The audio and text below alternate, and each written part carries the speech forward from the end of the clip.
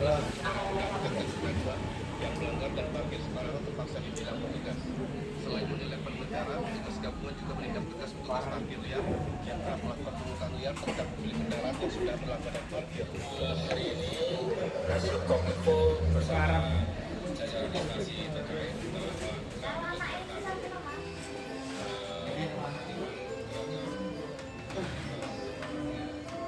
gak ketok center, gak ketok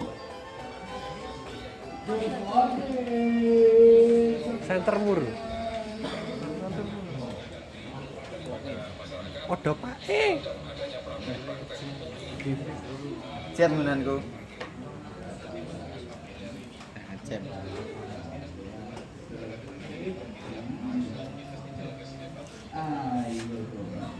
iya ndak bisa tenanan